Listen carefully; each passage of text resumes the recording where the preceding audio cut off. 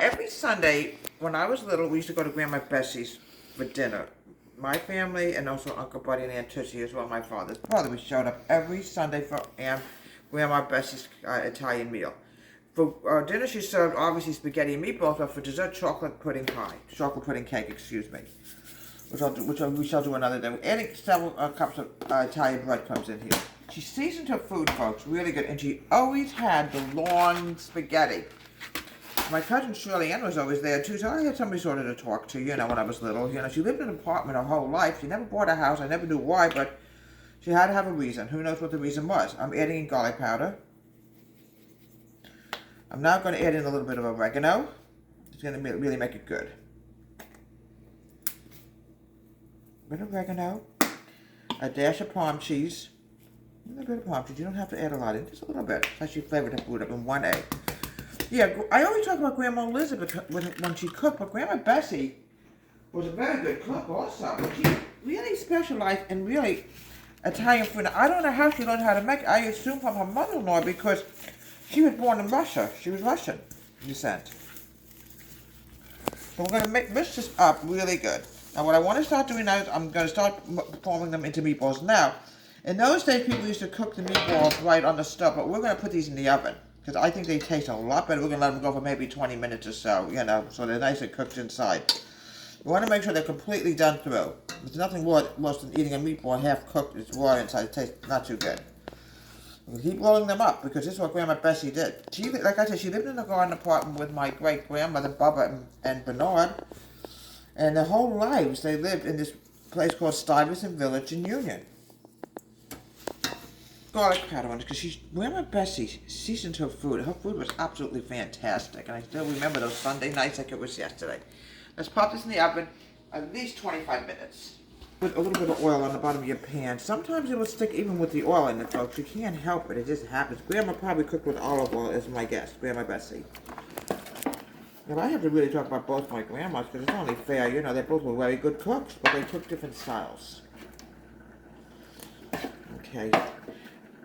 I wanted to make sure these meatballs were completely done, so cook them for about 20 minutes in the oven at 400 degrees.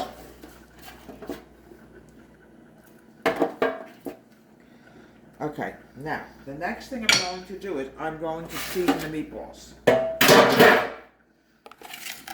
put a little bit of seasoning on the meatball. Oops, I want to add the wrong, so I have too much garlic. Here we go. Put a little garlic on here. Now we're going to put the sauce on. Grandma made her own sauce. I could swear by it even today. She made her own tomato sauce. It was fantastic. We call it spaghetti sauce nowadays, but it was absolutely fantastic. Now, a little bit more garlic powder on here, a little bit of oregano, and my famous thing is a little dash of sugar. It sweetens it up. It gets with a tangy taste to it. Pop it over the stove top. Just cook for about maybe 7 or 8 minutes. You want to make sure it's hot, the sauce. Okay, Grandma Bessie also homemade her sauce. No, I think Bubba actually was the sausage maker. She made sausage that was so hot, folks, it burned your sinuses out, and I'm not kidding you. It's really funny. Bubba was pure Russian, so was Grandma Bessie, but yet somehow they learned how to cook real Italian food. I'm guessing it came from my grandmother's mother-in-law. That's all I can think of. Now I'm going to grab the thin spaghetti. Here we go. This is the kind of spaghetti she had. Well, all you know is she made homemade pasta. I can't even tell you. Alright, now, I've got to find my spoon. Here it is. For some reason, they always used wooden spoons in those days. I don't know why. And here we go. Now we're going to douse this over the spaghetti. This is fantastic how she used to make it.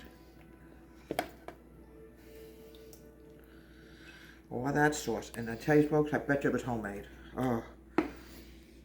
Yeah, they always have hot sausage in that house. I do remember it. Like it was yesterday. And for dessert, it was chocolate pudding cake. It was absolutely fantastic. Alright, now we're going to douse this with palm cheese. Now you could add some red pepper. Let me see if we have any in the house. Sometimes you run out of things. I don't see it. Yeah, we do have it. Well, that's buffalo pepper. We don't want that. Well, we could also... Here it is. I found it.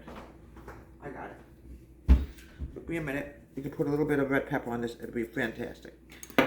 This is from Grandma Bessie every Sunday from Deborah Waite's Home Country Kitchen. Have a great day and please subscribe to my wonderful YouTube channel.